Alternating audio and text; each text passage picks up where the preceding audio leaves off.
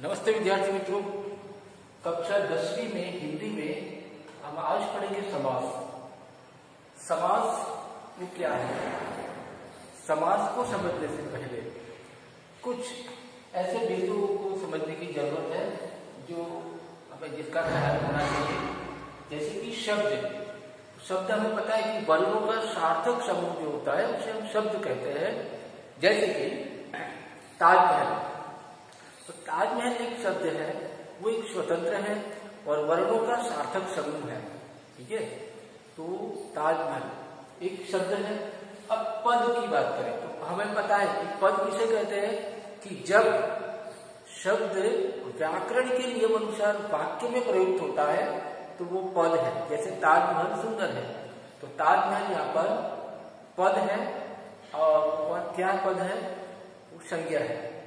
तो इस प्रकार शब्द और पद। अब विभक्ति यानी कि कारक, जिसे हम कहते हैं को, ने, में, पर, के लिए, से, का, के, ये जो सारी विभक्तियां हैं, जो कारक है, वो उसे विभक्ति कहते हैं।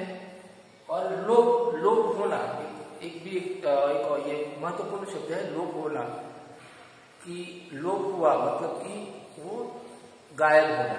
लोप होना मतलब गायब होना, वहां पर ना होना, मौजूद ना होना। अब समास की बात करें।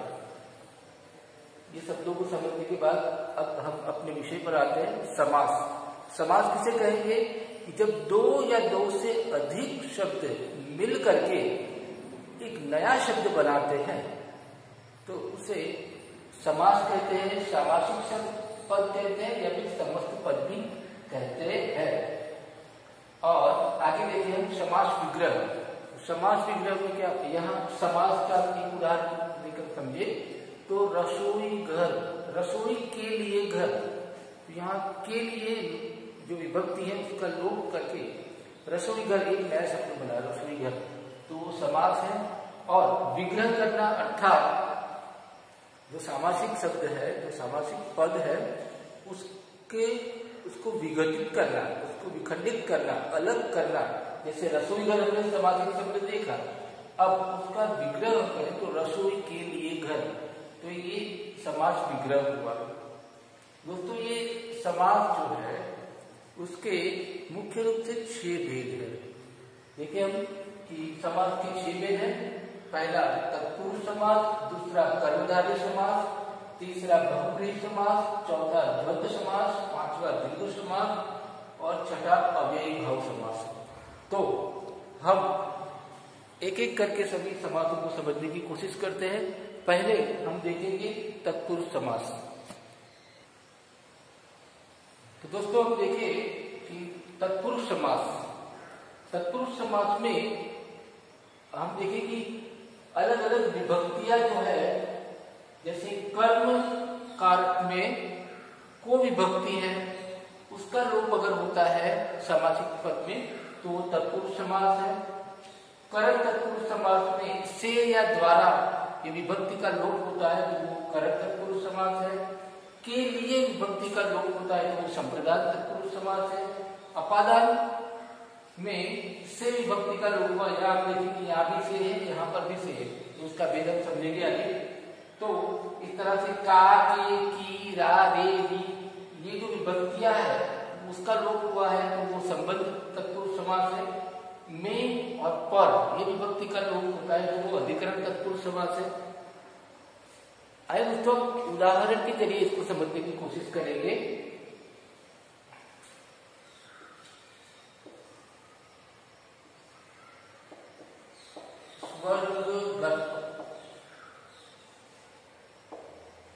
तो ये हमें कैसे पता चलेगा कि ये कर्म तत्पुरुष समास है? तो इसका विग्रह करेंगे तो पता चलेगा कि स्वर्ग को गत,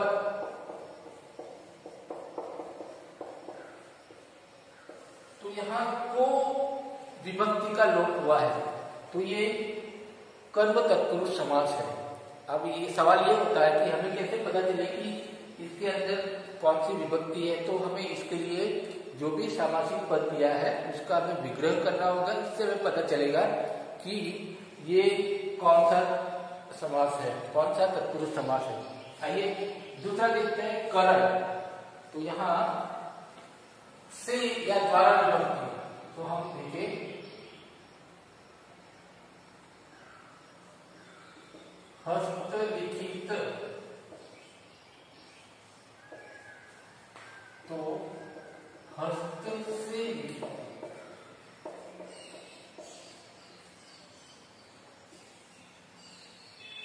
यहां पर हम देखें कि से विभक्ति का लोप हुआ है, इसीलिए हम इसे कहेंगे कि करण तत्पुरुष समास है। लेकिन आगे भी है अपादान तत्पुरुष में, वहां भी से विभक्ति है और से विभक्ति लोप होने से वहां भी अपादान है। तो करण तत्पुरुष और अपादान में क्या फर्क है? तो करण तत्पुरुष समास में कोई भी चीज है उससे जुड़ने का भाव होता है। यहाँ हस्त से लिखित, तो हाथ से लिखा हुआ, हाथ से द्वारा लिखा हुआ, तो वहां पर जुड़ने का भाव होता है और वहां से इस्तेमाल होता है, तो वो करण तत्पुरुष समास है। तो विभक्ति जो भी है वो तो हमें ध्यान में रखनी है, लेकिन वाक्य के अंदर, वो सामासिक पद के अंदर कैसा भाव है उसके आधार पर जो हम विग्रह करेंगे तो पता चलेगा कि उसमें सही में कौन सी विभक्ति आती है और फिर कौन सा समास उसे माना जाएगा। तो आगे देखते हैं संप्रदान कारक। संप्रदान में के लिए है, तो हम देखें उदाहरण।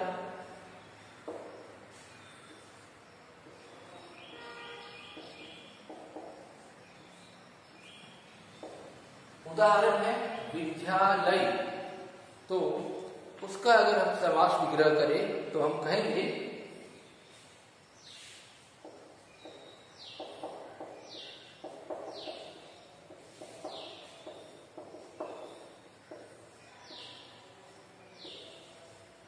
विद्या के लिए आलय यानी विद्यालय, आलय यानी भवन। तो यहां देखिए के लिए का लोप हुआ है विद्यालय में, तो वो संप्रदान कारक है, संप्रदान तत्पुरुष समास है। आगे हम देखें अपादान। अपादान कारक के अंदर हमें ये याद रखना है कि यह जो भी हम विग्रह करेंगे तो अंदर हमें विभक्ति मिलेगी से, लेकिन भाव अलग होने का होता है। जैसे कि हम देखें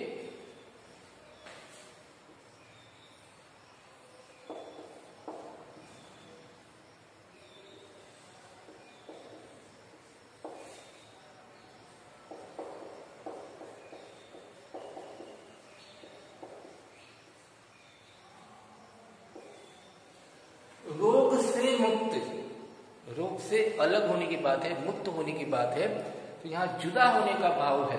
तो इसलिए हम अपादान कारक में ये देखना है कि विभक्ति करने पर कौन सा भाव है और विभक्ति कौन सी है। इसके आधार पर हमें पता चलेगा कि यहाँ अपादान कारक, अपादान तत्पुरुष समास हम इसे कहेंगे।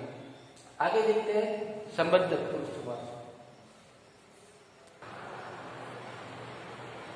संबंध तत्पुरुष में हम देखें उदाहरण कि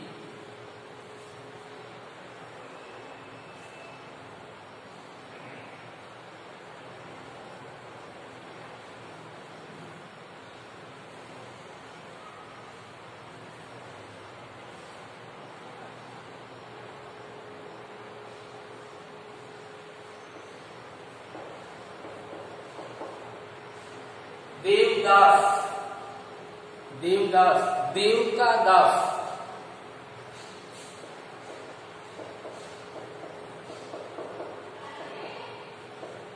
दूसरा उदाहरण जब समझे तो सेनापति, सेना का पति, तो का विभक्ति का लोप है। इस तरह से के विभक्ति से हम देखें तो आज्ञा अनुसार, आज्ञा के अनुसार, तो के विभक्ति का लोप है।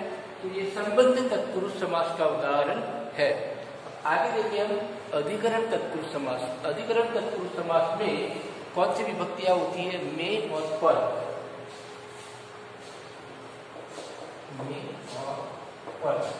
ये दोनों विभक्तियां का लोप है, ऐसा समासिक पद है हमारे पास, वो है अधिकरण तत्पुरुष समास। अब उदाहरण के जरिए हम समझते हैं। अधिकरण में उदाहरण पर युद्ध निपुण या आप बीती,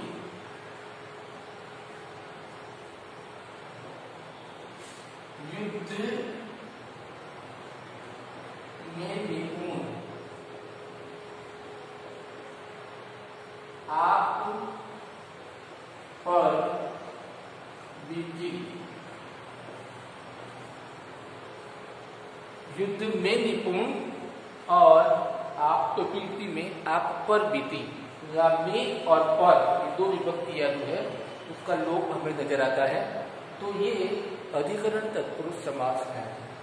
तो तत्पुरुष समास के अंदर हमें ये ध्यान में रखना है कि दूसरा पद जो है वो प्रधान होता है और उसमें ये सारी विभक्तियां जो है, कारक सारे, ये जो उसका लोप होता है तो वो तत्पुरुष समास है। और किस प्रकार की विभक्ति लोप होती है उस प्रकार ये तत्पुरुष समास के उपभेद होते हैं। एक बार फिर से हम देख लें कि कर्म समास है, कर्म तत्पुरुष समास है, तो उसमें हमें सामासिक पद का विग्रह करेंगे तो को विभक्ति का लोप होता है। कर्म तत्पुरुष समास के अंदर हम जो भी सामासिक पद है उसका विग्रह करेंगे तो से या द्वारा ये विभक्ति का लोप होता हमें नजर आएगा। तो वो करण तत्पुरुष समास है। यहाँ हमने देखा कि करण तत्पुरुष समास में और अपादान दोनों में से विभक्ति आती है, लेकिन करण तत्पुरुष में जो भी पूर्व पद और उत्तर पद है, जो भी सामासिक पद में आगे और पीछे वाला जो शब्द है वो पद है, उसमें जुड़ने का भाव कहीं होना चाहिए, अलग होने का भाव नहीं होना चाहिए। अगर जुड़ने का भाव अगर है तो वो करण तत्पुरुष समास है, और अलग होने का भाव है जैसे मुक्त से मुक्त, तो वहां से जो वो है तो अपादान तत्पुरुष समास है। तो ये देखा। फिर संप्रदान तत्पुरुष समास, इसमें हमने देखा कि के लिए विभक्ति का अगर लोप है तो वो संप्रदान तत्पुरुष समास है। अपादान समास में हमने देखा अभी बात की कि जहाँ से विभक्ति का लोप हो और जहाँ कुछ अलग होने का, ठीक है, अलग होने का भाव है तो वो अपादान तत्पुरुष समास है। संबंध, संबंध शब्द से ये नहीं बता देता है कहीं जुड़ने का भाव है। देव का दास, सेना का पति, तो इस तरह से का, के, की, रा, रे, री, इस तरह की विभक्तियां अगर आती है तो वो संबंध तत्पुरुष समास है। और आगे हम बात करें अधिकरण तत्पुरुष समास में या पर, ये दो विभक्तियों का अगर लोप है तो वो तत्पुरुष समास है। उदाहरण पर हमने देखा कि युद्ध निपुण, तो युद्ध में निपुण, तो में विभक्ति का लोप है। आप बीती, आप बीती में आप पर बीती, तो यहाँ पर विभक्ति का लोप है। इस प्रकार अधिकरण तत्पुरुष समास में हमें याद रखना है कि में या पर ये विभक्ति का लोप हुआ है तो वो अधिकरण तत्पुरुष समास है। तो समास के मुख्य रूप से जो हमने बात की कि 6 भेद है और 6 भेद में पहला भेद, पहला प्रकार हमने देखा तत्पुरुष समास। तत्पुरुष समास में भी हमने 6 उपभेदों की बात की, वो आपके सामने है। कर्म तत्पुरुष समास, करण तत्पुरुष समास, संप्रदान तत्पुरुष समास, अपादान तत्पुरुष समास, संबंध तत्पुरुष समास और अधिकरण तत्पुरुष समास। अब ये पहला भेद तत्पुरुष समास हमने पहला देखा। अब अगले वीडियो में हम समास के दूसरे भेद है उसको बारी बारी समझने की कोशिश करेंगे। आपसे निवेदन है कि आप ये तत्पुरुष समास को अपने व्याकरण के पाठ्य पुस्तक में से उसकी व्याख्या को समझे, उसके उदाहरणों को समझे और इसे अधिक से अधिक उसके उदाहरणों को देखकर समझने की कोशिश करें। तो आपको ये समाज जो है वो समझने में काफ़ी आसानी होगी और उम्मीद रखता हूँ कि आप लोग इन सभी के तत्पुरुष समास के उपभेद जो है उसके दो उदाहरण व्याख्या के साथ दो उदाहरण आप अपनी नोटबुक में कॉपी करें। अगले वीडियो में दूसरे समास के भेद के साथ मिलेंगे। धन्यवाद।